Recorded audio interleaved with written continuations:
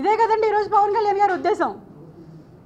నాదెండ్ల మనోహర్ అనే వ్యక్తి ఈరోజు పార్టీని సర్వనాశనం చేసేసాడు.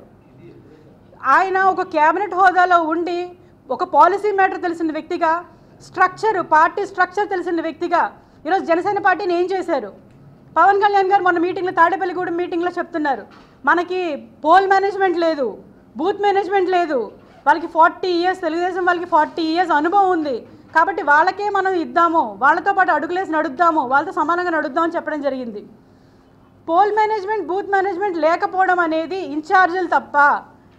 ప్రతి నెలకు ఒకసారి ఇక్కడికి వచ్చి క్లబ్లో ఉండి నాదెండ్ల మనోహర్ అనే వ్యక్తి ఇక్కడికి వచ్చి క్లబ్లో స్పెండ్ చేసి ఒక డే అంతా కూడా ఏదో మీటింగులు పెడుతున్నామని చెప్పేసి 3-4 రోజులు ఇక్కడే స్పెండ్ చేసి పోల్ మేనేజ్మెంట్ కానీ బూత్ మేనేజ్మెంట్ కానీ చేయకుండా ఏం చేస్తున్నారు?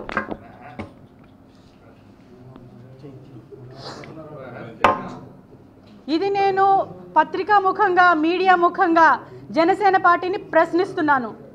ప్రశ్నించమని మా నాయకుడే నేర్పాడు. ఆయన స్ఫూర్తితోనే పవన్ కళ్యాణ్ గారి స్ఫూర్తితోనే ఈరోజు నేను ధైర్యంగా మాట్లాడుతున్నాను, ప్రశ్నిస్తున్నాను. ఈరోజు జనసేన పార్టీ ఏం చేస్తుంది? పోల్ మేనేజ్మెంట్, బూత్ మేనేజ్మెంట్ లేకుండా దశాబ్ద కాలంగా పార్టీలో ఉన్నారు కదా ఆయన, దశాబ్ద కాలం పార్టీని నడిపారు కదా ఆయన. ఇప్పటికీ కూడా పోల్ మేనేజ్మెంట్, బూత్ మేనేజ్మెంట్ లేదు అంటే ఎవరి వైఫల్యం కారణం ఇది?